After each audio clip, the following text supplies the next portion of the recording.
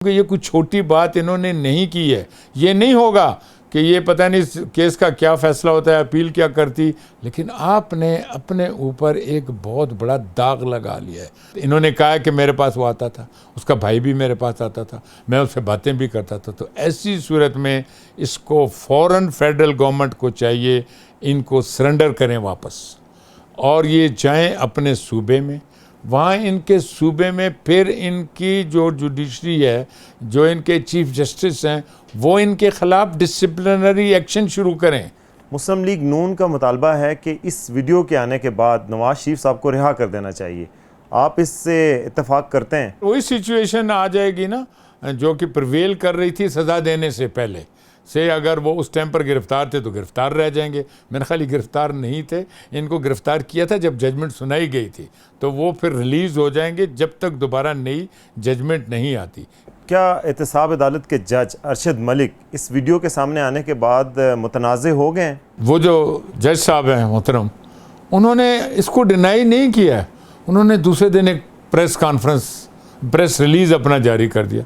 बहुत सी बातों को मान लिया हुआ है। हम पर मजबूरी है या हम पर प्रेशर, देखे ना, प्रेशर घर वालों का तो नहीं होता आप पर, प्रेशर डालने वाली और मुक़्तदर हल्के होते हैं।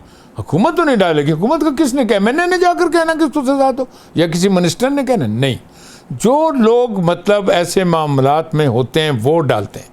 तो उसका फ़ायदा अब किसी को जुडिशल करने की ज़रूरत ही नहीं है।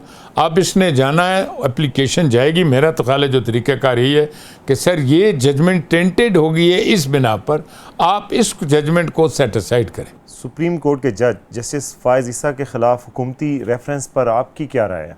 देखिए, सबसे पहले तो ये मैं बात आपको बता दूं कि रेफरेंस इस टाइम पर सब जुडिस है, सुप्रीम जुडिशल काउंसिल के, वो कि हमारा आइन का अदारा होता है।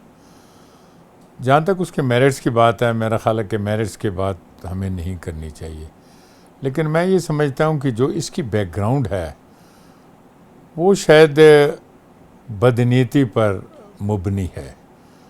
काजी फ़ायज़ ईसा साहब को मैं उस वक़्त से जानता हूँ कि जब ये स्टूडेंट हुआ करते थे, और इनके वालिद साहब काजी ईसा साहब उन लोगों में, उन शख्सियात में शामिल हैं जो कि पाकिस्तान बनाने वाले लोग थे, और कायदे आज़म मोहतरम के वो बहुत बड़े करीबी साथी थे।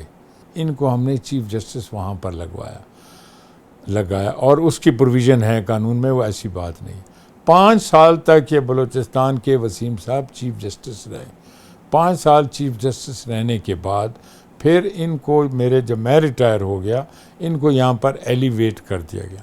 अब आप बलूचिस्तान के लोगों से जाकर पूछें, लोगों को तो कोई भी आप किसी से बात करेंगे, इनकी दयानतदारी, ईमानदारी, कंडक्ट के बारे में आपको मामूली सी भी शिकायत नहीं करेगी। तो मेरी नज़र में इनके ख़िलाफ़ ये जो रेफरेंस दाखिल किया हुआ है, क्योंकि मेरिट पे तो मैं बात नहीं करूँगा, ये ज़रूर बता दूँ कि ये शायद अच्छी नीयत पर मुबनी नहीं है। क्या आप समझते हैं कि ये सियासी बुनियादों पर रेफरेंस फाइल किया गया हुकूमत की जानिब से? नीयत की, बदनीयती की मैंने बात की है। सियासी बुनियादों पर तो कोई इस किस्म का काम नहीं करता। जब आपको, मैंने लफ्ज़ आपके लिए इस्तेमाल किया है कि जजमेंट की टोन आपको अच्छी नहीं लगी, उसमें बहुत से अदारों में बहुत से सियासी लोगों के ख़िलाफ़ ऑब्जर्वेशंस हैं। क्या चेयरमैन नैब का ये बयान कि 35 साल पहले का एहतसाब पहले होना चाहिए और मौजूदा हुकूमत का एहतसाब बाद में होना चाहिए, क्या ये आइन से और कानून से मुतसादिम नहीं?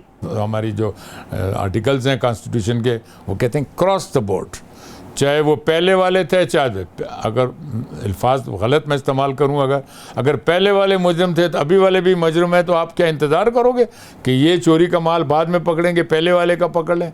आज जो चोरी कर रहा है इसको भी पकड़ो, वो जो पहले चोरी का माल ले गया उसको भी पकड़ो, क्रॉस द बोर्ड जाओ। तो आप मुतमईन हैं कि एक तरफा एहतसाब नहीं हो रहा मुल्क में? नहीं, बिल्कुल मैं मुतमईन नहीं हूँ। मैं तो कहता हूँ ये एक तरफा हो रहा है।